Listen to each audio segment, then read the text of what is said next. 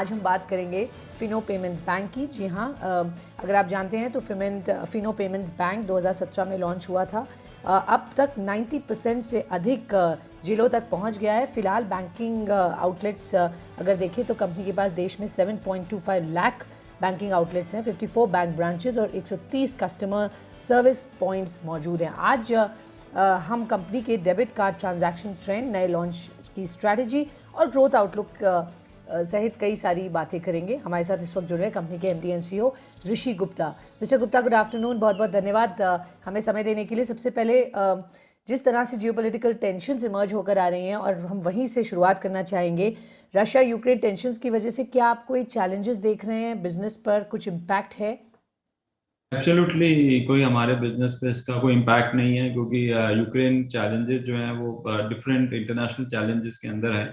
हमारा domestic focus business है। हमारा जो कस्टमर सेगमेंट है उसका यूक्रेन से कोई इम्पैक्ट नहीं है। एंड वी आर ग्रोइंग, हमारा बिजनेस ग्रो कर रहा है, हमारी प्रॉफिटेबिलिटी ग्रो कर रही है, हम अपना नेटवर्क भी ग्रो कर रहे हैं। एंड ये क्वार्टर हमारा अच्छा क्वार्टर है और यूक्रेन की क्राइसिस से या वॉर से हमें कोई इम्पैक्ट नहीं है। Okay, sure. सो कोई भी इम्पैक्ट इसका नहीं है। डोमेस्टिक मार्केट पर आपका पूरा पूरा फोकस है और ग्रोथ हम अच्छी देख रहे हैं। इनफैक्ट मैं इसी पर आपसे अगला सवाल पूछना चाहूँगी। रेवेन्यूज़ और पैट की बात करें, इस बार जो क्वार्टर गया वहाँ बहुत बढ़िया दिखे। इनफैक्ट मोर देन डबल हुए इस क्वार्टर में। क्या कंट्रीब्यूट किया है सबसे ज़्यादा आपके प्रॉफिट्स में, और कितने मर्चेंट्स आपने ऐड किए हैं? सो हमारा क्वार्टर 3 के अंदर हमारा जो प्रॉफिट था वो 14.1 करोड़ का था। 116% ग्रो करा है on a quarter to quarter basis. हमारा जो एक्सपेंशन, जो मर्चेंट एक्सपेंशन है, जो रूरल पे जो हमारी पकड़ है बिजनेस की, और जो जिस तरह से हमने अपना बिजनेस एक्सपेंड करा है ट्रांजैक्शंस में, और उसके चलते हुए हमारा पहले 9 महीने के अंदर हमने 1,33,000 करोड़ की ट्रांजैक्शन करी है, और 1,23,000 करोड़ की ट्रांजैक्शन करी है। पिछले साल 1,33,000 करोड़ की करी थी पूरे साल के अंदर। तो अभी एक क्वार्टर बचा है, फिर भी हमने नियरली पिछले साल की जितनी ट्रांजैक्शन करी। सो ट्रांजैक्शन वॉल्यूम ग्रोथ हुई है। हमारा जो सेकंड फोकस है कस्टमर अकाउंट्स खोलने के ऊपर, जो सेविंग्स अकाउंट हम खोल रहे हैं, हम रफली 2 लाख प्लस अकाउंट्स खोल रहे हैं हर महीने। उसके अंदर नियरली डबल ग्रोथ हुई है हमारी कंपेयर टू लास्ट ईयर। तो सेविंग्स अकाउंट के चलते जो ट्रांजैक्शन वॉल्यूम ग्रो कर रहा है, जो लोगों के पैसे उसमें आ रहे हैं, चाहे वो रेमिटेंस के थ्रू या गवर्नमेंट सब्सिडीज के थ्रू, उसमें भी हमने देखा है ग्रोथ हुई है। और तीसरा जो हमारा बिजनेस है कैश मैनेजमेंट सर्विसेज का, जो हम कई कंपनीज को, NBFCs, micro finance companies, e commerce companies, logistics companies को हम कैश मैनेजमेंट की पेमेंट सर्विसेज प्रोवाइड करते हैं। उसमें भी हमने काफ़ी बढ़ोतरी देखी है इस साल से, इस साल कंपेयर टू लास्ट ईयर। और हमने पहले 9 महीने के अंदर रफली 15,000 करोड़ की ट्रांजैक्शन करी है, कंपेयर टू 12,000 करोड़ जो हमने पूरे साल में करी थी। कुछ 127 हमारे पार्टनर्स हैं इसमें। ये सब जो हमारी जो ग्रोथ हो रही है वो हमारा जो फोकस है रूरल मार्केट्स में, और जो इंक्रीज है मर्चेंट नेटवर्क, हमारा मर्चेंट नेटवर्क नियरली 8.7 लाख के करीब है एज ऑफ December 31st। सो उसमें 60 से 70 हज़ार मर्चेंट्स हमने पिछले क्वार्टर में ऐड करे थे। तो जो एक्सपेंशन इन नेटवर्क एंड उसके चलते जो हम ज़्यादा प्रोडक्ट्स ऑफर कर रहे हैं, उसको देखते हुए हमारा profit as well as revenue growth हुआ है।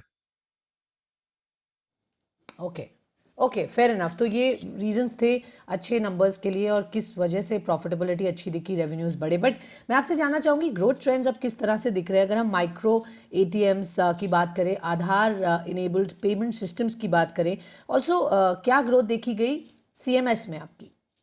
सो जो अगर हम ग्रोथ देखते हैं हमारे माइक्रो एटीएम बिजनेस और एपीएस के अंदर, पिछले साल हमने 56,000 करोड़ के करीब की ट्रांजैक्शन करी थी पहले पूरे साल के अंदर।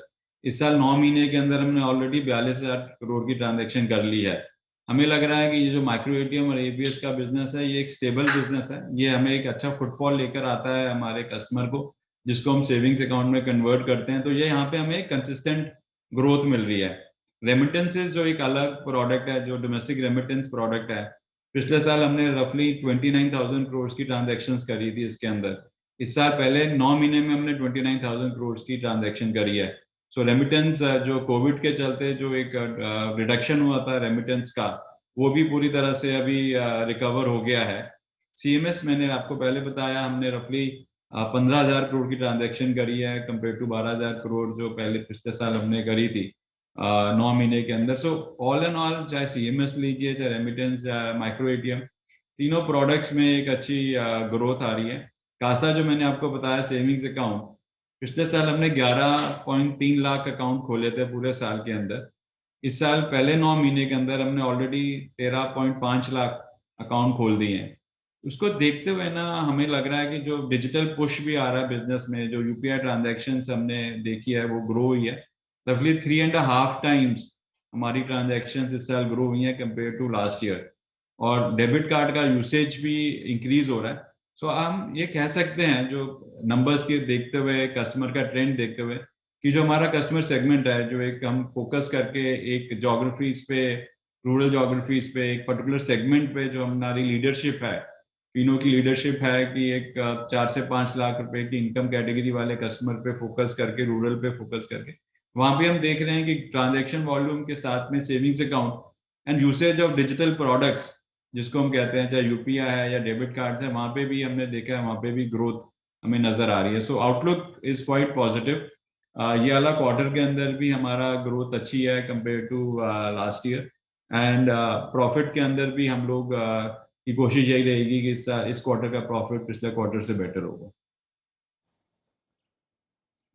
Okay, sure. सो ग्रोथ आपकी ऑलराउंड है, आपने बताया कहाँ कहाँ पर अच्छी ट्रैक्शन इस वक्त दिख रही है। बट मैं ये जानना चाहूँगी, जो कंसर्न दिखती है वो ये, क्योंकि कंपटीशन बढ़ रहा है इस स्पेस में और आपको हो सकता है एडिशनल मार्जिन्स पे करने पड़े टू द मर्चेंट्स एड, क्या वो आपके मार्जिन्स को हर्ट करेंगे और उसको आप कैसे प्रोटेक्ट करेंगे?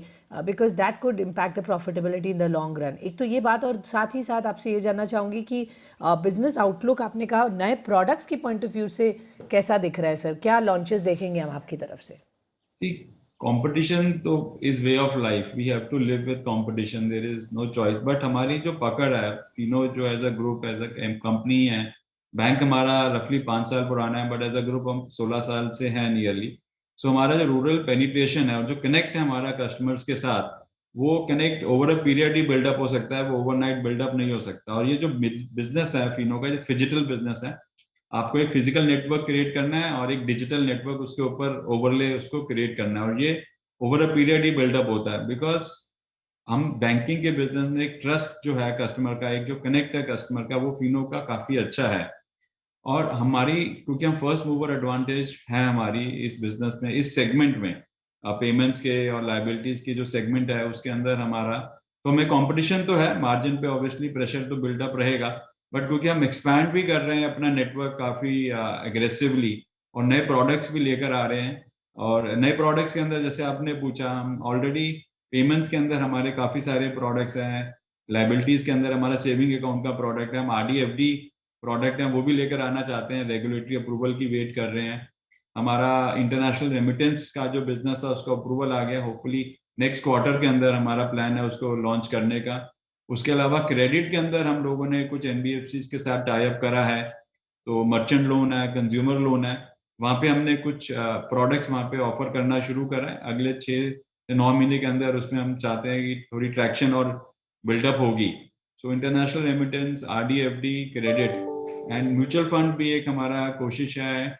जैसे रेगुलेटरी अप्रूवल आएगा तो म्यूचुअल फंड वाले प्रोडक्ट्स भी अपने कस्टमर्स को ऑफर करें, क्योंकि जो हमारा कस्टमर है वो हमारे पास फिजिकली आता है कैश विड्रॉल या रेमिटेंस करने के लिए, फिर हम उसका सेविंग अकाउंट खोल के उसको डिजिटल जर्नी में लेकर जा रहे हैं। तो ये जो हमारा जो एक जो इकोसिस्टम हम क्रिएट करके दे रहे हैं, ये इसका कोई specially for this segment of customers, ये इसका कोई पैरेलल कंपटीशन नहीं है। कुछ कुछ लोग हैं जो एक स्पेसिफिक प्रोडक्ट्स में है, बट ओवरऑल लेवल पे फिनो की जो पकड़ है और जो एक तरह से multi product, multi location, multi geography strategy जो है हमारी, मल्टी प्लेटफॉर्म, वो हमें बेनिफिट कर रही है। Okay, fair enough. सर, एक क्विक सवाल आपसे जानना चाहेंगे, कोई आपके प्लान्स हैं to apply for small finance bank licence? क्या यहाँ पर कोई ट्रैक्शन हो सकता है? कुछ RBI से इस पर बातचीत है? अभी RBI से इस पे कोई बातचीत नहीं करी, हमने कुछ इनिशिएट नहीं करा। हमारा जो 5 ईयर का पीरियड है वो 30 जून 2022 को एंड होगा। एज ऑफ नाउ हमारा ट्रैक्शन पेमेंट्स में, लाइबिलिटीज में और इन्वेस्टमेंट्स में काफ़ी अच्छा चल रहा है। क्रेडिट में हम पार्टनरशिप्स पे NBFCs के साथ काम कर रहे हैं एज अ रेफरल प्रोडक्ट्स। हम अपनी जो सक्सेस है over a period of time उसको देखते हुए कि क्रेडिट में कैसी सक्सेस होती है और उसको स्किल बिल्डअप करके then we will look at applying for SFB. But अभी now there is no plan as of now and it will wait for some time. Mister Gupta, मैं आपसे ये जानना चाहूँगी कि फिनटेक सेक्टर जिस तरह से इमर्ज होकर आ रहा है काफ़ी प्रॉमिसिंग है, but at the same time challenges भी हैं, because as we've discussed it in the past, किस तरीके की CAGR ग्रोथ आप एक्सपेक्ट करते हैं और आपका जो एक यूनिक मॉडल है उसको आप कैसे प्ले आउट करेंगे, स्पेशली सेगमेंट्स जो ज़्यादा प्रॉमिसिंग लग रहे हैं ग्रोथ के लिए over the next few years? अगर समझिए अगले 3 साल क्या ग्रोथ एंटिसिपेशन है, CAGR जिस तरह से यहाँ पे पेनिट्रेशन लेवल्स की अपॉर्चुनिटी आपको मिल रही है, और मार्जिन्स भी आपको लगता है यहाँ से बेहतर हो सकते हैं, सस्टेन होंगे या इम्प्रूव होंगे? क्या आउटलुक लग रहा है अगले 3 साल के बारे में अगर मैं आपसे पूछूं तो? जी, फिनटेक एक बहुत बड़ा ब्रॉड टर्मिनोलॉजी है, एक इंडस्ट्री है। फिनटेक के अंदर, टेक्नोलॉजी के अंदर हमने देखा कि जो एक तरह की कंपनीज हैं, स्पेशलाइज कंपनीज भी हैं, जनरल कंपनीज भी हैं, बट फिनटेक के अंदर एक जो डिफ्रेंसिएशन हमारा करना बहुत जरूरी है, एक प्रॉफिटेबल बिजनेस मॉडल और एक अपकमिंग बिजनेस मॉडल के बीच में। फिनो का जो बिजनेस मॉडल है एक प्रॉफिटेबल बिजनेस मॉडल है, तो that is one of the big differentiation which Fino has. हमारा 8 क्वार्टर से हम हर क्वार्टर प्रॉफिट दे रहे हैं और बेटर ही हो रहा है क्वार्टर बाय क्वार्टर।